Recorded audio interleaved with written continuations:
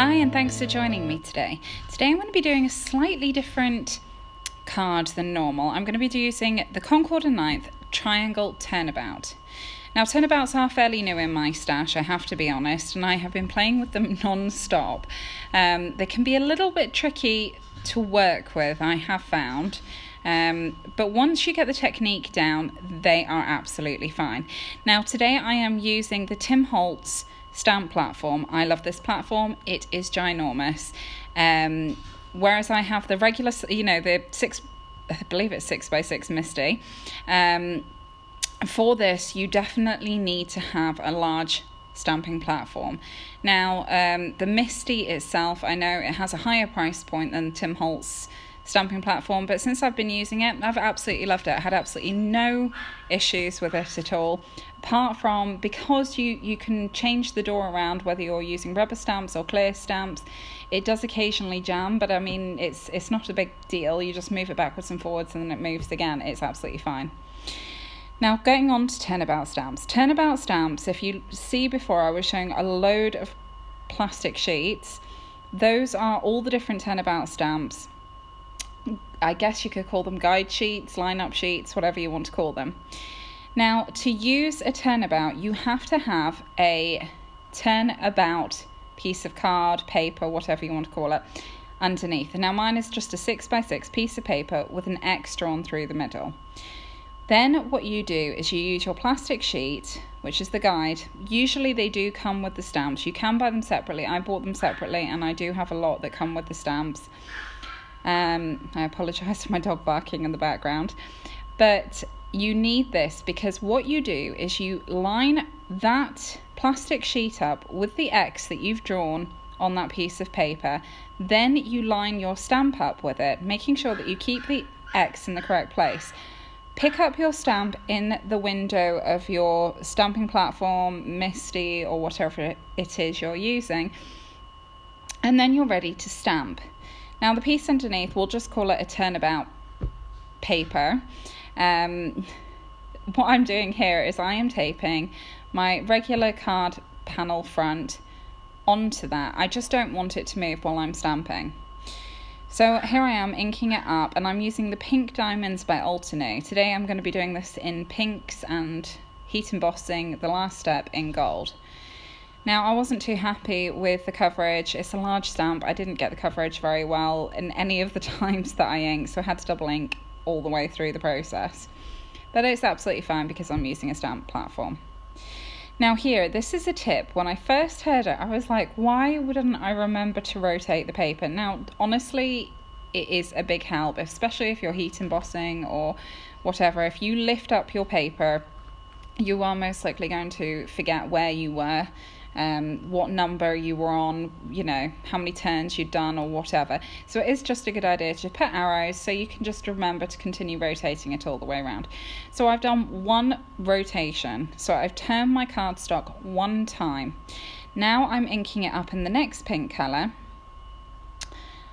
and I'm stamping it down. And here you'll see that the turnabout will now add triangles which are connected to the other triangles in the image. Again, I did not stamp it very well. I don't know what it is with me with big stamps. This is why I like having stamp platforms. When it comes to large stamps, I always seem to miss out patches and have to keep going back in. So here I am doing the third rotation, and I'm now using an even darker shade of pink by Alternate. I'm going to have a list of all the products that I have used in my blog, so please check that out if you're interested. So I'm going in now with the third colour. I've rotated it again, as you can see, stamping that down, re-inking, and stamping it again. Now, a bit of trouble that I found with the turnabouts, I don't know if it's because I'm using, quite a thin card underneath, what it is, but I seem to find that I don't get the line up perfect every single time that I do it. In fact, I making this card, I had to scrap about 3 before I was happy with the lineup. So I don't know if it's something about me, maybe I didn't put enough tape on my turnabout and my card shifted in the process. I'm not 100% sure, but I think this is definitely something that takes a bit of practice. But I did end up with a really pretty card at the end of it, so I am happy. As long as you, I guess, work with it, you'll get used to it. I know a lot of crafters have laminated their turnabout sheet that they made. Maybe mine isn't cut right or something. I'm not 100% sure why. It wasn't working out perfectly well for me every time. But I can guarantee this is the correct way to do it. Now here, I'm going in with Versamark ink because, as I said, I wanted to heat emboss. Now I used my embossing body extremely liberally here. I knew that the ink still hadn't set down. I should have probably taken it out of the stamp platform, heat dried it a little bit and then put it back in, but it was okay because I used so much embossing powder on it. It was absolute embossing buddy powder all over it. It was absolutely everywhere, and it did protect the pieces that I'd already done. So I'm going in with some Ranger Gold. If you've seen any of my previous videos, you'll know this is my favorite gold color that there is out there. And this is the finished result. So as you can see, it really is an interesting, it's different, extremely different look to the card. And now I needed to add a sentiment. So what I did was I used Pink and Main die that says wishes, and I used the shadow die that comes with it to make sure that it popped off of my cardstock. I'm just gluing the word wishes in place with my tape runner. I would recommend using liquid glue. I always pull my words because they're quite delicate. I always end up pulling them out of place and having to realign them, so a bit of liquid glue probably would have been easier here. And I'm just popping that on to the shadow part of the die, which I've cut in white, so to make sure there was a bit of contrast between the word and the background. Now at this point there is the dot above the eye, which is missing. Now I'm just going to adhere this onto my card front, and then I will get the dot for the eye, and using some matte multi-medium glue, which is a really, really strong glue, I'll apply that.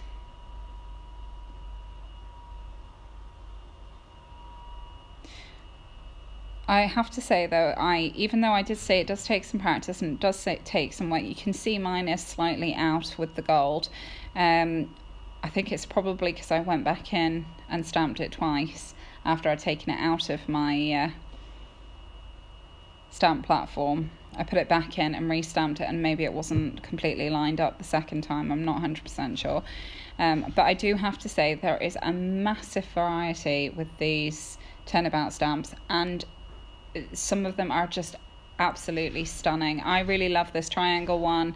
There's a semicircle one which is absolutely gorgeous, and there are some wreath ones which I think will be so much fun in, you know, fall or Christmas time. Now here I just wanted to finish up my sentiment, so it didn't just say wishes. So I am using the handwritten sentiments by Simon Says Stamp, and there is one in there that says sending love. Now I cut that in half and stamped that in pink diamond ink, so it is matching the initial layer that I'd put down for the background, and then I'm just taping my panel in place. And that's it for this card. So thank you so much for watching, as always. If you like cards like this, please subscribe. All the information about what I used in making this card will be on my blog, so please check that out too. And until next time, take care. Bye.